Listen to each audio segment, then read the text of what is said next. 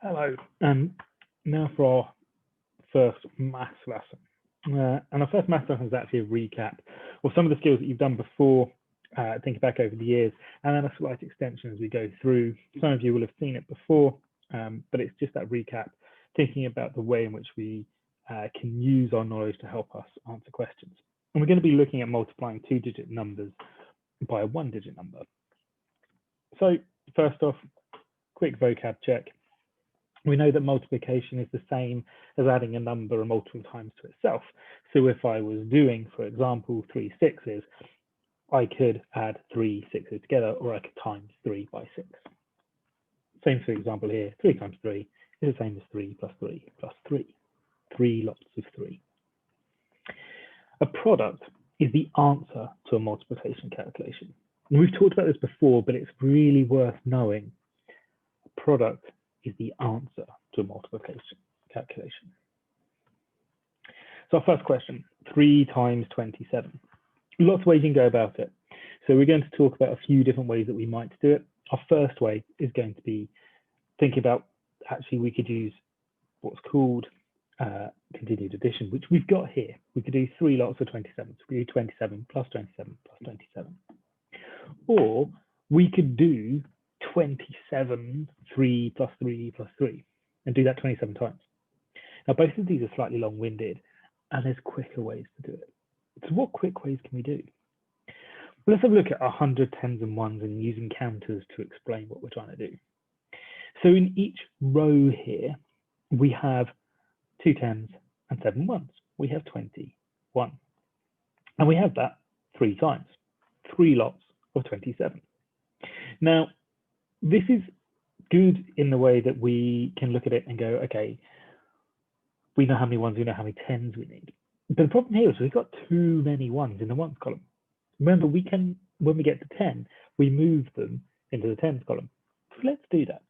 Take the first lot of 10 ones and move it to a 10. We're exchanging, much like we do when we're doing addition. And we do the same thing again.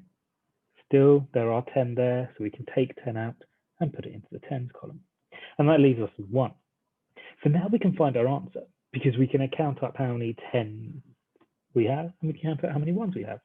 We have 8 tens and 1 1. So our answer is 81. Here's a chance for you to have a go. Pause now and try this method to help you solve this answer. Think carefully about whether you need to exchange.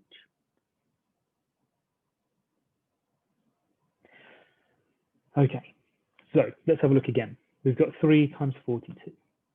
So we have in each row 4 tens and 2 ones, 42. And we have that 3 times. Now, if we think about exchanging, do we need to exchange in the ones? Let's have a look. How many ones do we have? No, we only have 6, so we don't need to exchange there. But how many tens do we have? We've got 4, 8, 12, 3 lots of 4, which is 12. Now that's too many, so we can take 10 tens away and change that 10 tens into 100. Now when we look at our answer, we have 2 tens left and 100. So our answer to 3 times 42 is 126. So I said there were more than one method to do this, and all of these methods work, and whichever method you find easiest is probably the one to use. But remember, it's efficiency that changes. What happens when you use different methods is that they tend to get quicker to do, so you can do multiple of them quicker. So here's our tens grid. We've got our tens and our ones, like the method before. And what we're looking at now is what's called the expanded column method. And what we do is we put our tens and our ones, as we would normally do, put 27 here, whatever operation we're doing, so in this case, timesing, we're timesing by 3. Now we look at what actual operations we're doing. So the first operation we're going to look at is going to complete our ones column, which is 7 lots of 3. So 7 times 3. So in order to help me remember what questions I'm answering, I can put in brackets what I'm answering here. then I can complete the answer. 3 lots of 7 is 21. And much like we would normally do, the 20 of 21 goes in the tens column. Now we've not finished because we haven't dealt with the tens column. We still have to times that tens column by 3. So we're doing 20 times 3. Now, here's the cheeky part. Can we think of a shortcut that might help us with that? Well, yeah, the majority of you know your 2 times tables. And as long as you remember it's in the tens column, and you remember to times it by 10 at the end, you could do 2 times 3 and then times it by 10. 2 times 3 is 6. There are 6 tens there. Times it by 10, it's in the tens column, so it would be 60. Then all we need to do is add the 2 parts back together again. We think about our ones. We have 1 and a 0, that's a 1. And then we think of our tens, which is 2 and 6, which is 8. So our answer again is 81. And this links back to the answer to the first one, which obviously we know was 81 as well. And this is our expanded method. And the reason it's called expanded is because we are doing each of the operations independently. This is really good because it's really making use of our times table knowledge. That means that we can really be quite snappy on our answers and get to where we need to be, as long as we remember when we're in the tens column to put our answer in the tens column or to times it by 10 at the end. So here's another go. Pause now, have a go at this one. Remember to put what you're doing each stage, because that will help you think about it as you go along. Pause now and try.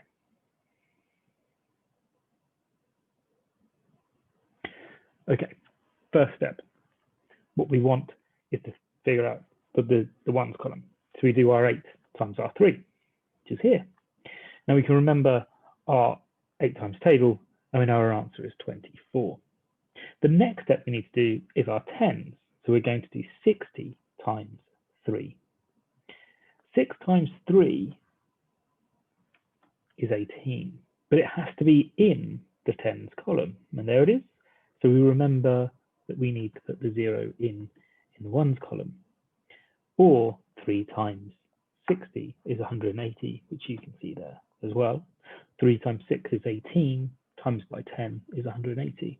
All of these ways work to get us to the answer, and it depends on which way works best for you. Then the final thing we have to do is add up our columns between this line and this line. So the 2 answers we came up with. First one, we look in the ones column, we do 4 plus 0 is 4. Then we do our tens column, 2 plus 8 is 10. So we have to exchange 1 into the next column. Then we can add up that column and do 1 plus 1 equals 2, which means that the answer is 204. So what I want you to have a go. Now here are some questions for you to try. One's using the method with the counters, and one is using the expanded method. I've got examples in both cases. Have a go and see if you can answer the 2 questions. Pause now and try it, and then we'll give the answers afterwards.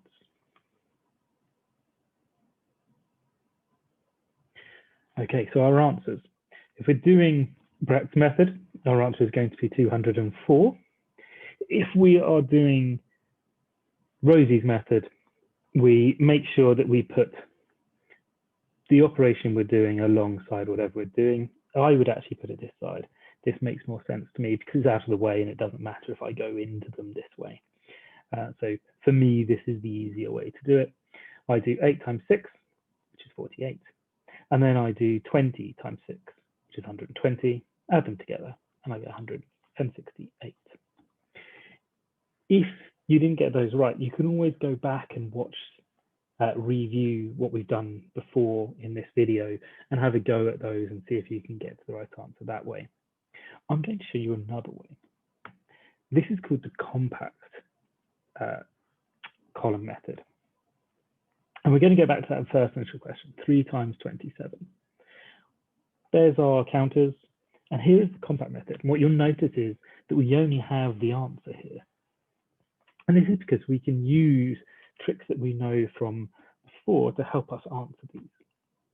So what tricks we're going to pull on is addition, because we know that multiplication and addition are linked. So when we come to do this, the first thing we're going to do is 3 times 7, much as we've done before. And we're going to have a look, what is 3 times 7? Well, 3 times 7 is 21. We've got 2 tens and 1 on its own. So what I can do is exchange those for the 2 tens and the 1 and place it very similarly to how we would place it in an addition. I put whatever I've still got left in my ones column in my ones column, and whatever I'm carrying over or exchanging into the tens column, I put underneath down here. Now this makes it much easier to differentiate from addition because you'll do it down here, which means you're not timesing it and getting it confused up here. You know you're adding it because it's down here.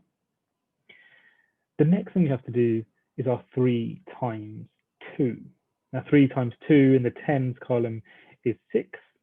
That goes in there, but we also have to add on this additional 2 down the bottom. So 3 times 2 is 6 plus 2 is 8. So we get 81. Now, the thing to remember here is that this 2 isn't part of the multiplication. It's added on right at the end after you've done the multiplication. That's the one thing that tricks people in this method, but it does make it much faster, much more efficient. So have a go at this one, see what you can do. Pause now. Okay, let's go through it together. And the first thing we have to do is 7 times 6, which is 42. So 42, we put the 2 of 42, the ones, in the ones column, and we exchange the 4, the 40 into the tens column. There it is, 42. And you can actually see that here, there is 42. Then we do 6 times 8. 6 tens times 6, 8 tens times 6 is 48 tens. Then we have to add that 4 tens that we've already got onto that 48 tens. So 48 tens plus 4 tens equals 52 tens. Again, we can't have more than 10 tens in the tens column, so we exchange the 50 tens for 500s and leave the 2 tens in there.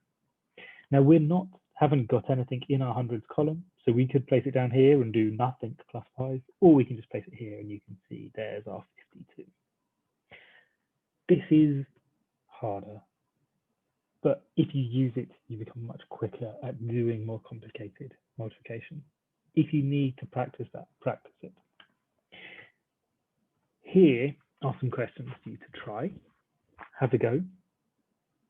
Pause now and I'll give you some answers at the end of the video. Pause now.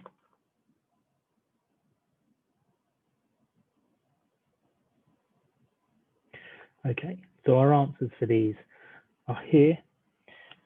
And we have to think about what we're doing. You could use any of the methods you liked for these answers. And this one here is a written question. It's slightly more challenging. So you have to think about actually what you're doing in order to find the answer. I hope you did okay. We will talk through these in our live session with anyone that came up with any problems, so we can help if there are some problems there. But remember, the best thing you can do to help yourself with this is to remember your times tables. That's the reason why your times tables are so important. They just make things easier, so much easier. See you in the next video. Bye.